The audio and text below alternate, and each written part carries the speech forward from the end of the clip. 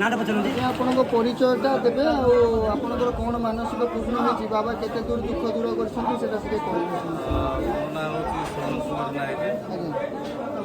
ଆମେ କଟକରୁ ଆସିଛୁ। ହଠାତ୍ ହେଇଛି କି 25 ଦିନ କି ମାସେ ତଳେ ପୁଅକୁ ହଠାତ୍ ଗୋଟେ ରୋଗ ହେଲା, ଯେଉଁଟା ଥିଲା କି ଲିମ୍ଫୋପେନିଆ। ଡକ୍ଟରମାନଙ୍କ କହିବା ଅନୁସାରେ ଏ ରୋଗ ଯାହାକୁ ହୁଏ ସିଏ ଆଉ ଭଲ ହେବ ନାହିଁ। ବହୁତ ପ୍ରକାର ଟେଷ୍ଟ କରିଦେଲେ। ମୁଁ ହଠାତ୍ ନନାଙ୍କ ନମ୍ବର ମୁଁ ପାଇଲି, ପ୍ରଶାନ୍ତଙ୍କୁ ଫୋନ୍ କରି କହିଲି। ସେ ସେଇଦିନଠୁ 21 ଦିନ ବ୍ୟାପୀ ଜଳାଭିଷେକ କରିଥିଲେ। ଯେଉଁ ଦିନଠୁ ଆରମ୍ଭ କଲେ ଠିକ୍ ତା 5 ଦିନ ପରେ ଯେତେବେଳେ ମୁଁ ଆଉ ଥରେ ଯାଇକି ତାର ବ୍ଲଡ଼ ଟେଷ୍ଟ କଲି, ଦେଖିଲା ବେଳକୁ ତାର ବ୍ଲଡ଼ ନର୍ମାଲ କଣ୍ଡିସନ୍। ଗୋଟେ ବିଶ୍ୱାସ ହେଲା, ଆମେ ଆସିଲୁ ଆଜି 21 ଦିନ ପୂର୍ଣ୍ଣ ହେଇଯାଇଛି ତ, ଆଉ ଆଜି ମାନସିକ ପୂର୍ଣ୍ଣ କରିବା ପାଇଁ ଆସିଥିଲୁ। ବାବାଙ୍କର ମହିମା ବି ଜାଣିଲୁ।